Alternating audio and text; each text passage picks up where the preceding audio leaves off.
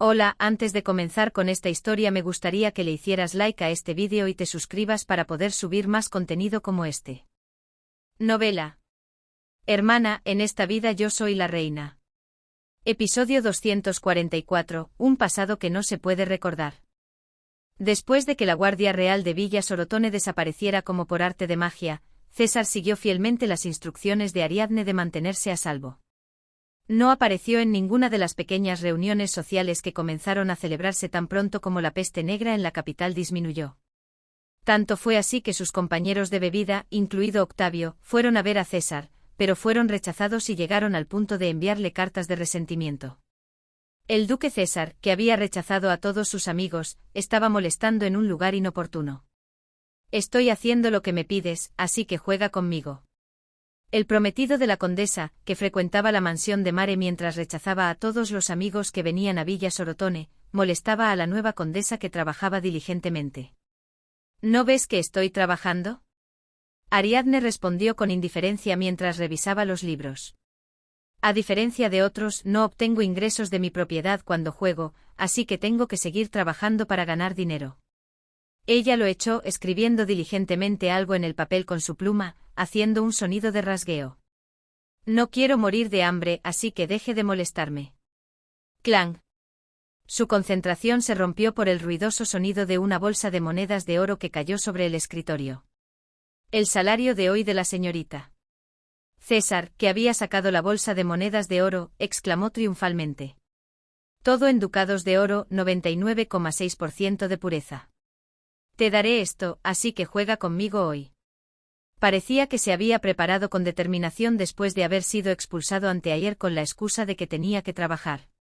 Sin embargo, Ariadne no se inmutó por esto. Mi salario por hora debe ser más caro que esto. César decidió superar esto de una manera más clásica en lugar de regatear con Ariadne.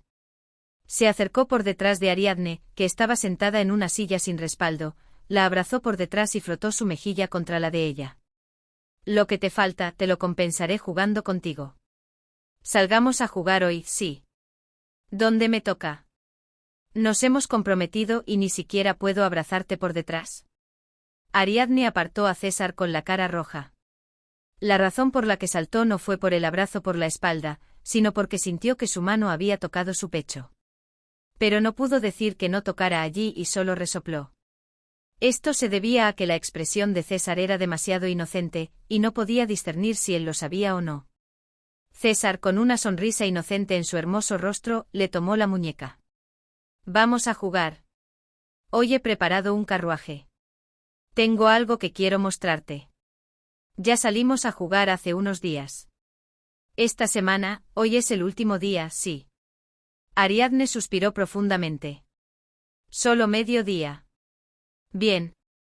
César sonrió aún más y le tomó la mano. Ella siguió mirándolo con la mano tomada. Y como hemos jugado hoy, mañana tengo que asegurarme de tener tiempo para trabajar, ¿me lo prometes? Lo prometo. Él sonrió ampliamente y entrelazó su meñique con el de ella. Pronto, la mano desnuda de César estampó su pulgar sobre el delgado guante de seda de Ariadne. Lo que César quería mostrar estaba en las afueras de San Carlo, cerca del bosque de arte, donde habían pasado tiempo a solas por primera vez durante el concurso de caza. El bosque invernal del norte de Etrusco, al que se adentraron después de un largo viaje en el carruaje del duque Pisano, parecía aún más misterioso con la alternancia de las hojas verdes de los majestuosos árboles de hoja perenne y los arbustos amarillos congelados por el frío. Era por aquí donde vimos al ciervo dorado. Así es. César dijo con naturalidad, mirando el paisaje que pasaba por la ventana del carruaje. Realmente fue una buena idea no atrapar al ciervo dorado en ese momento. ¿Por qué? En cambio, te atrapé a ti. Ariadne miró fijamente a César. Él, con la barbilla apoyada en la mano, observaba el bosque interminable, como si un ciervo dorado pudiera salir corriendo en cualquier momento. Un trono como objetivo no parece muy importante, ¿qué diversión tendría una vez logrado? César continuó hablando, aún mirando por la ventana. Parecía avergonzado de hablar de esto mientras miraba a Ariadne. Tú eres diferente. Cada día que pasamos juntos es divertido. Incluso si solo miramos el fuego de la chimenea en la habitación, es divertido, ¿cómo es posible? Ariadne estaba a punto de regañarlo, pero se detuvo porque parecía que lo estaba molestando demasiado. En cambio, cambió de tema.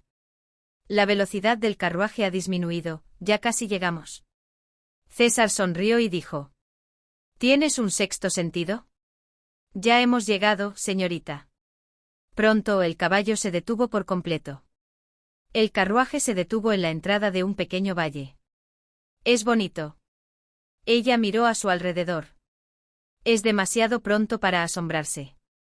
El interior es mucho más bonito. César bajó primero del carruaje y la escoltó como si la llevara en brazos. Ella dijo con un poco de descontento: ¿Puedo bajar sola? Haz eso cuando estés sola, sin un hombre que te ayude. Él trajo otra pequeña manta forrada de piel del carruaje y envolvió a Ariadne. Ariadne, que de repente se había vuelto gorda como un muñeco de nieve, protestó a César. Esto es ridículo. Soy el único que verá a la señorita envuelta en una manta aquí, y a mis ojos se ve bonita, así que está bien. Discutiendo, siguieron su guía hacia el interior del valle, donde fluía un pequeño arroyo, y al mirar río arriba, había una cascada muy pequeña. Aquí es. La exclamación de Ariadne estalló. César miró a Ariadne con una sonrisa de orgullo en los labios. Bonito, ¿verdad? Es mi lugar secreto. Ariadne no le respondió a César. No estaba sorprendida por lo bonito que era. Este era un lugar que ella también conocía. El lugar donde César en su vida anterior había llevado a la joven Ariadne a ver lirios del valle. Es mucho más bonito en mayo, pero... florecen los lirios del valle. ¿Lo sabes? César la miró sorprendido. Ella negó con la cabeza con una leve sonrisa. No. Simplemente pensé que en un valle así florecerían los lirios del valle. Un pasado inconfesable.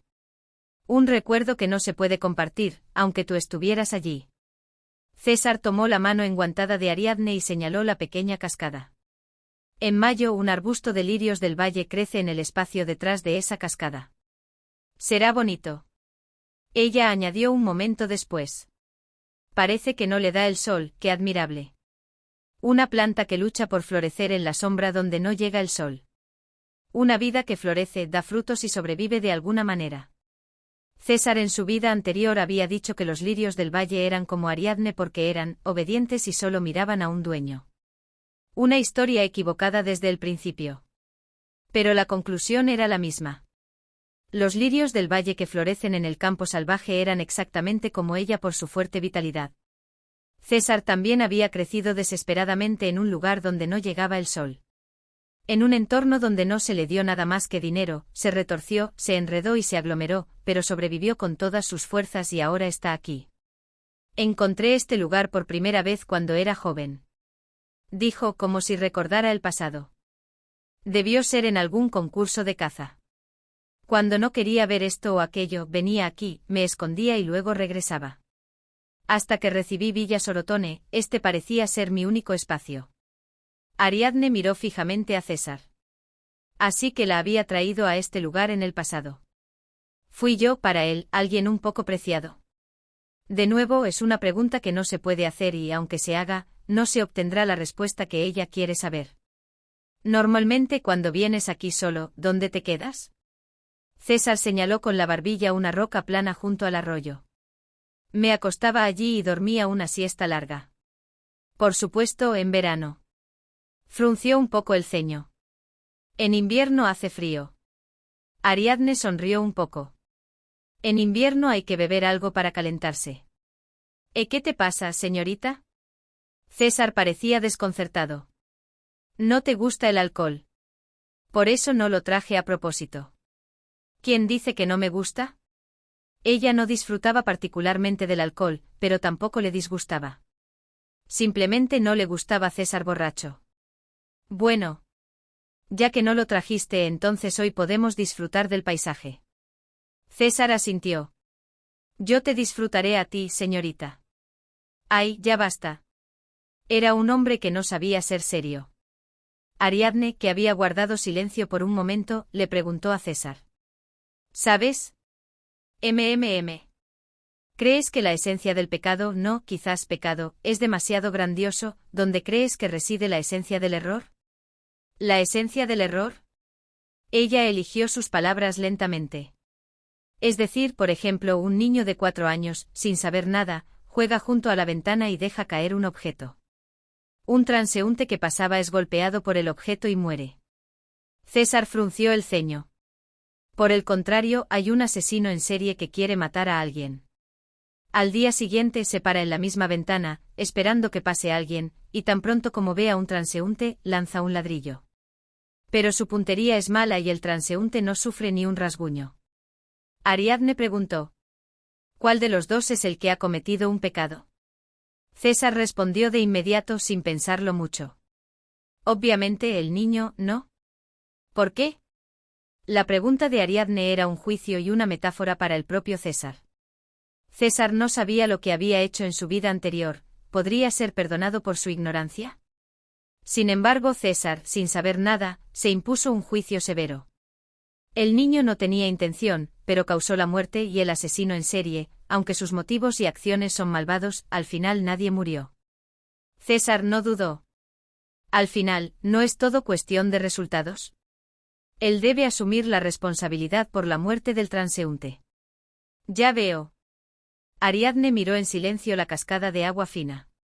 César, quien la hirió, no está aquí, pero sus heridas aún permanecen. ¿Quién debe pagar el precio por estas heridas? César responde que él mismo. De repente ella hizo una pregunta más. ¿Esa cascada se congela en pleno invierno? No. Aunque el caudal disminuye, sigue fluyendo un poco. Él añadió. Incluso si se congelara, se derretiría de nuevo en la primavera del año siguiente. En verano, recupera todo su caudal y cae con fuerza. Ya veo. Todo se recupera con el tiempo. Las estaciones regresan, la luz del sol regresa, y también regresarán la risa y la fe. César sugirió.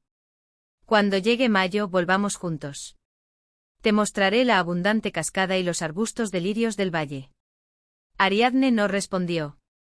No era una respuesta que pudiera dar en ese momento. Al regresar de su rara salida, Ariadne escuchó de Sancha que había llegado un invitado. Llevaba mucho tiempo esperando en el salón. ¿Quién? Murmurando que no esperaba a nadie, Ariadne se quitó la capa y se la entregó a Sancha. ¿Me prepararías el baño? Después de ver al invitado, necesito ducharme inmediatamente. Ari. Sus palabras fueron interrumpidas por el grito del hombre. ¿Qué ha pasado aquí? Era Rafael de Valdesar, cuya piel, a pesar de haber estado en el desierto, no se había bronceado en absoluto.